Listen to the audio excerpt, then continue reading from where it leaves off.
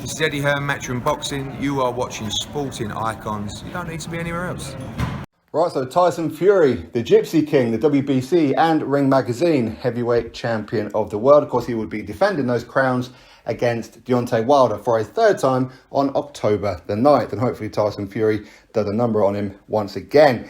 Anyway, what is a Deontay Wilder fight? What is a Tyson Fury fight without either of these guys mentioning Anthony Joshua?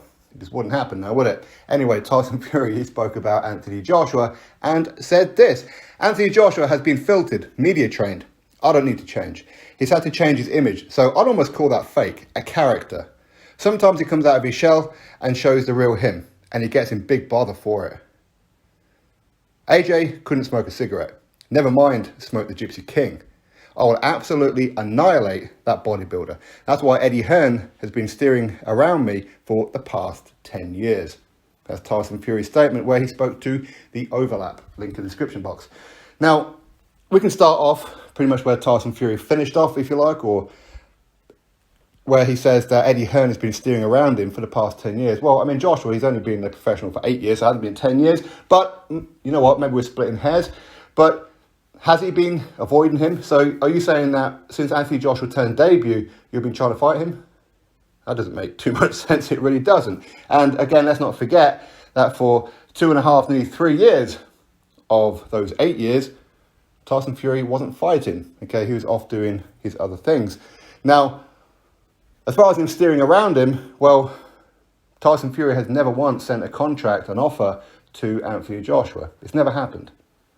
Anthony Joshua has sent offers to Tyson Fury. First one being before the rematch with Deontay Wilder. So over 2 years ago, where Anthony Joshua, Eddie Hearn, offered Tyson Fury 40%. Of course, this is before Tyson Fury had a belt around his waist. Unless, of course, you want to count lineal. So Fury, he turned that down to go fight Deontay Wilder. We're not going to talk about Deontay Wilder because we know that he's turned down numerous offers, generational wealth, to fight Anthony Joshua for undisputed. But, of course, the most recent one would be, well, Anthony Joshua and Eddie Hearn actually went out there, got the venue, got the money, got everything sorted to fight Tyson Fury for undisputed. It was Fury who pulled out of that. And we know that he could have fought Joshua, and he would have had to have paid Deontay Wilder some step-aside money, but he didn't want to do that. He didn't want to pay Wilder the step-aside money, or damage money, depending on how you want to call it. He didn't want to do that. So, who's really avoided who? The records will show Tyson Fury has avoided Anthony Joshua on more than one occasion. Now, as far as Anthony Joshua's character, he's media trained. Okay, maybe he is, maybe he isn't. Really don't know, really don't care. But as far as him getting to bother, not really. He said one thing that was twisted to make it look like he was saying only shop in black people's stores. That's not what he said at all, is it? He said shop in your local communities. In other words, it doesn't really matter who owns that shop. If it's in your community, go there before you go to Tesco's. But people want to twist it however they want to twist it. So didn't really get in trouble for that, did he? But of course, yes, he could say about the tweet. We all know about that one from some time ago. Whatever happened with that, was it true, was it not? I have absolutely no idea. But the thing is, though, I mean, why even talk about Anthony Joshua? Unless, of course, he was asked about Anthony Joshua, which he probably was, to be fair.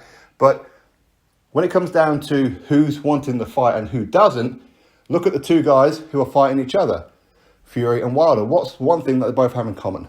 Both of them have had huge offers from Anthony Joshua to fight him for undisputed. Both of them have turned it down. It's the battle of the Anthony Joshua Duckers. You betcha. Of course it is. What else could it possibly be?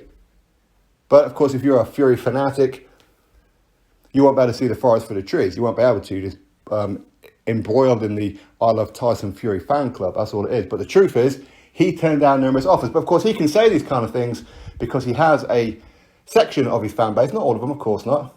I mean, I'm a part of his fan base, but I'm not a section of the fanatical ones where it doesn't really matter what it is that he says, they will believe it. This is the mentality of a lot of boxing fans, unfortunately. But what can you do?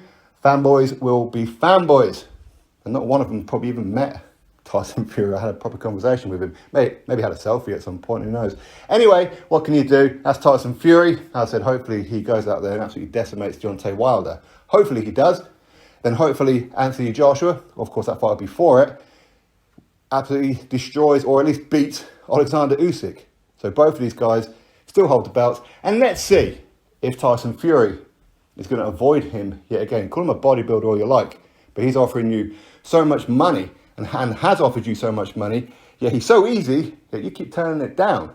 So let's see what happens with Tyson Fury. Should he get the win with Deontay Wilder, and should Joshua get the win against Usyk? Will he be willing to fight Anthony Joshua? I've got my suspicions about it, but if he doesn't, is he going to be willing to fight Dillian Whyte? We know that he's avoided him once before as well, so let's wait and see, shall we? Anyway, Tyson Fury's statement, drop your thoughts below, click thumbs up, subscribe, catch you on the next video.